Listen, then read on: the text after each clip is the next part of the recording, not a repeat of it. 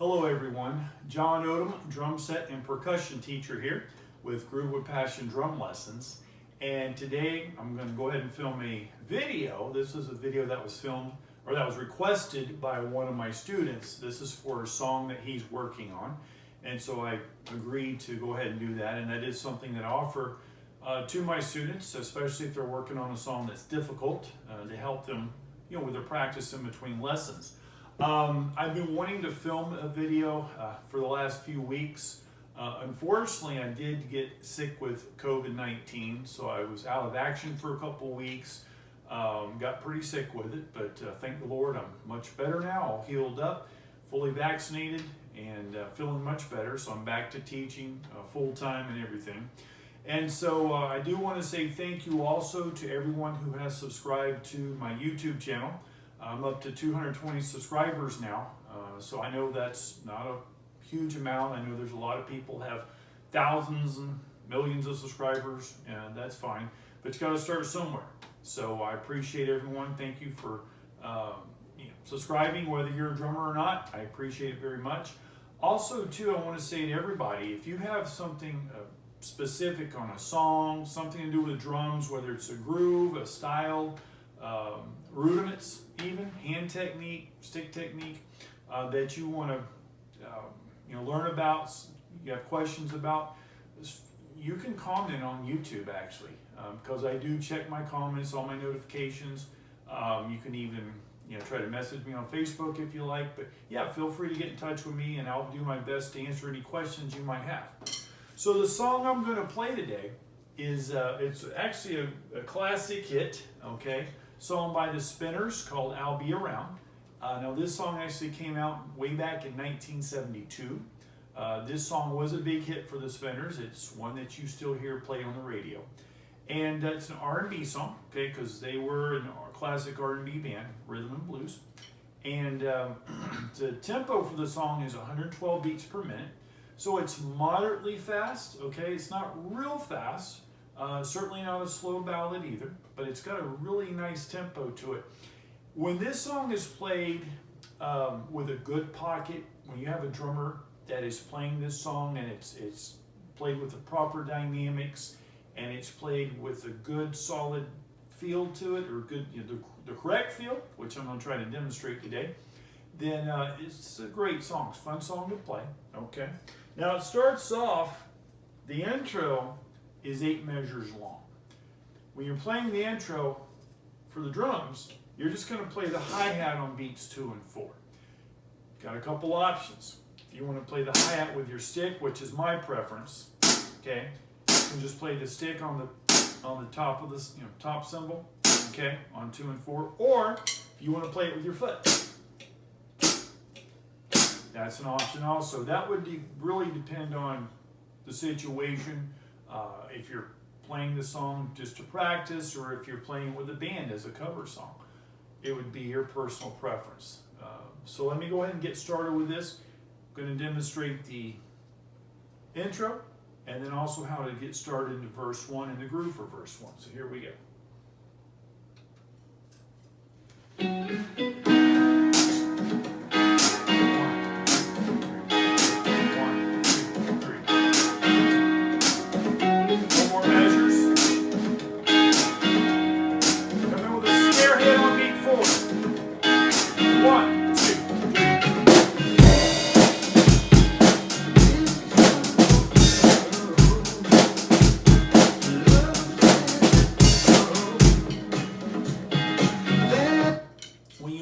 Song, you're also going to hear some percussion.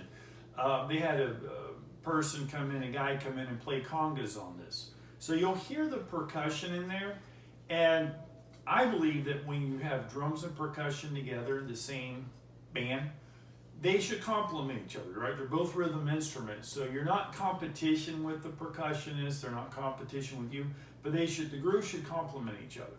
So the groove that works really well for this song is a 16th note snare drum groove, okay? You're gonna play 8 notes on the hi-hat, 1 and 2 and 3 and 4. Your bass drum pattern can be 1 and 2 and 3 and 4 and 1 and 2 and 3 and 4. basic rock groove. But we can change that up and make it more funky, okay? Give it more of an R&B feel, give it some syncopation by adding a 16th note snare drum beat. Where we're going to add that is right before your 2 bass drum hits. Just like this. 1 and 2 and a 3 and 4 and 1 and 2 and a 3 and 4 and. So that's actually going to be a ghost note that you're going to play on the of 2, okay? Ghost note. I'll pick my snare up so you can see this. Now this is going to mute the snares on my leg, but you'll get the idea. So on 2 and 4, you're going to play your backbeat. When I play a backbeat, I'm playing with the full tip, okay? To get a louder, more, it's got to be a crisp, solid sound, right? On 2 and 4. On the of 2, 1 and 2 and a 3 and 4. That beat right there, what I do is I pick my hand up. I'll actually pick the stick up like this. I'm not exaggerated, but I'll pick it up some. And actually, I will play with the very tip, the edge or the end of the tip here. That allows for less, contact on the snare head. It allows me to better control that volume because that ghost note, there's got to be a ghost note there that cannot be the same volume as the backbeat on 2 and 4. Otherwise, the groove doesn't sound good. It just doesn't work. Now, another thing I like to add to this groove is a hi-hat gliss sound. And you can do like every other measure. You could possibly do every measure, it depends. We have to be careful when we're adding textures and different sounds like this. Sometimes every measure might be too much. Sometimes every other measure actually has a bigger effect. So it's really going to be kind of up to each individual how they want to play this. But, going to go something like this. 1 and 2 and 3 and 4 and 1 and 2 and 3 and 4 1 and 2 and 3 and 4. Okay? 3 and 4. So as you're playing your bass drum on the end of 3, 3 and you're going to open up your hi-hat on the end of 3, your left or right foot, whichever. Might be a left-handed drummer, but 3 and open on 3, and then as you hit your snare, your backbeat on 4, you're going to close the hi-hat at the same time. You can't leave it open. So it's going to open, close. So everything you do on the drum set is very rhythmic, should be done in time. Well, that's the same thing with the hi-hat gliss. And it really just does add a nice texture, a nice sound to your groove when you play this. Okay, so let me go ahead and back up a little bit, and I'm going to go ahead and play verse 2, and then we'll get into the chorus and start demonstrating that for you. It's time for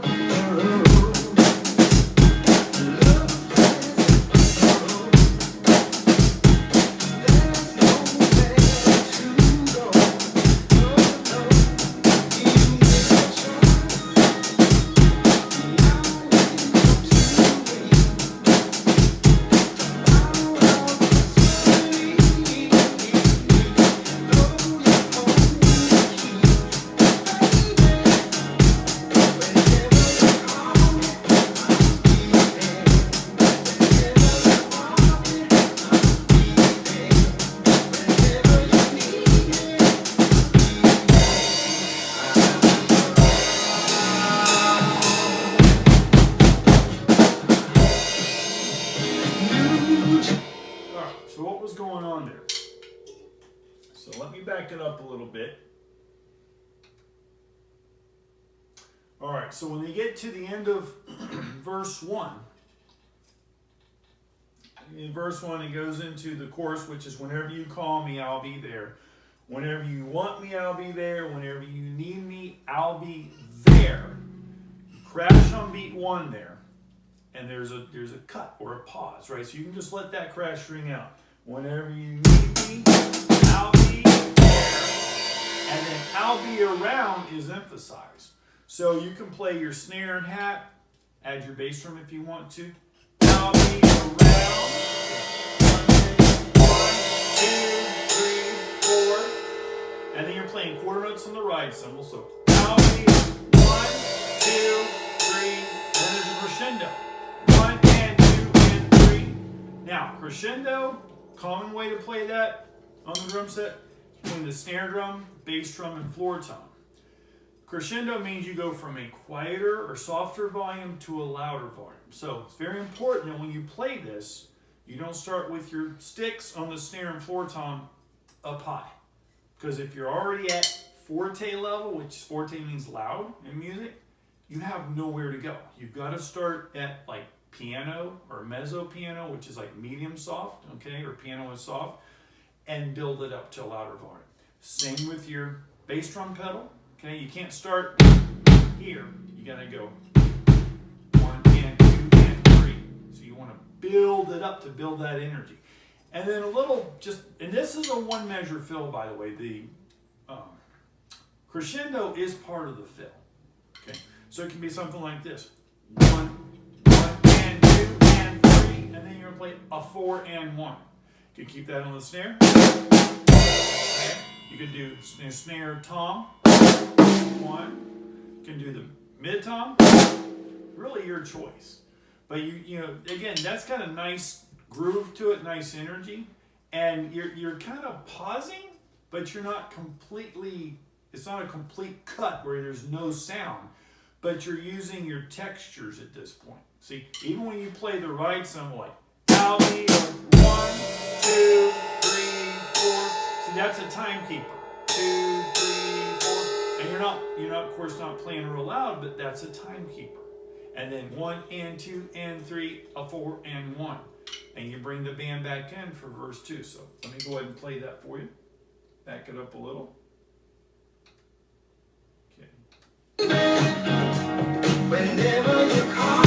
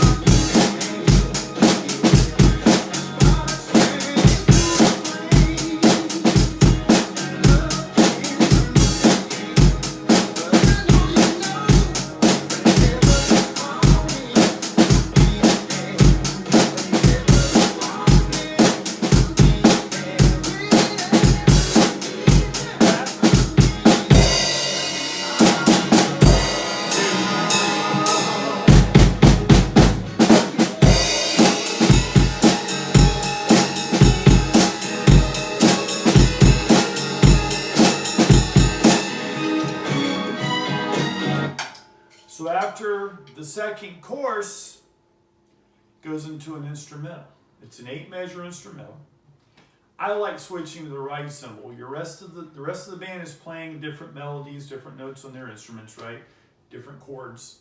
So we can go ahead and change our voice. We don't have to, but just my preference. So I like switching the ride cymbal for that part. Now, when you switch the ride cymbal, when you move either your right or left hand, whichever hand you play on the hi-hat, okay, when you take your stick off the hi-hat, I like to explain it this way. You free up your hi-hat, okay, not that it was being held hostage, but it's completely free now, okay, if you're not playing on it. And sometimes we do, sometimes when I'm playing, I will play notes with my left hand on the hi-hat, but in general, it's freed up when I come from the hi-hat to the ride cymbal. So at that point, when you switch the ride cymbal with your foot, you want to play the hi-hat on 2 and 4. Now there are other beats that you can play, okay? You can play on quarter notes, off beats, there's a lot of different places. Some drummers play 8th notes, okay? Sometimes they'll match up the 8th notes that they're playing on the ride cymbal. But for this song, and for especially for my, for any beginners watching this, you can go ahead and just play on 2 and 4. At that point, you're now playing 4-way coordination. That's coordination between both hands and both feet. The reason why that's important is once you start learning how 4-way coordination works and you can start adding in your left foot, then you're taking another step towards, more advanced drumming. You're learning. You're actually growing as a drummer and as a musician. So don't leave this out. Make sure that when you switch the right cymbal, and I have all my students, when I'm teaching them, I don't let this left foot just sit idle whenever they switch the right cymbal in whatever song they're playing. So let me go and continue with the instrumental, back it up some. Okay, here we go. I'll be around. We're right into it.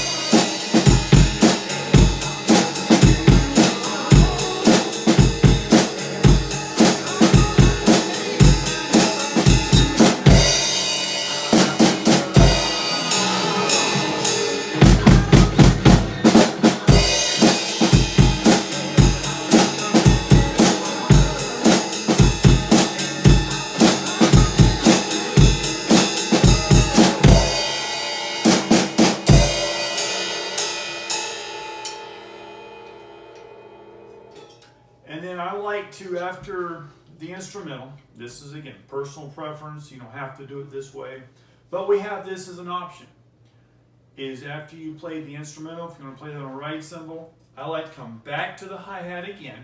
I believe that allows the overall feel of the song, the overall groove to kind of be a little more cohesive. Helps the listener, I believe, to follow where you're at in the song, because you've been playing most of the choruses, actually all the choruses on the hi-hat. The only part of the song you play on the right cymbal so far would be that instrumental. But all the choruses, the whole song you played on the hi-hat. So the listener, I believe, gets used to that. And then once you play it, you come back after the instrumental, right? Over to the hi-hat. Play it one time, go, I'll be around, go back into the chorus again, because they just repeated it a few times, right?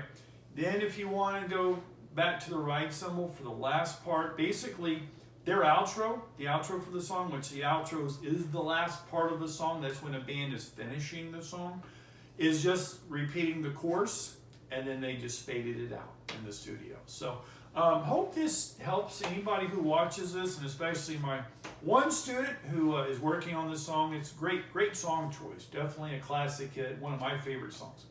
For videos like this, for lessons like this, if you're looking to learn how to play the drums, whether it's whatever style you want to learn, whether it's rudiments on the snare drum, if you're in drumline in like high school, please feel free to contact me. The contact information will be on the video.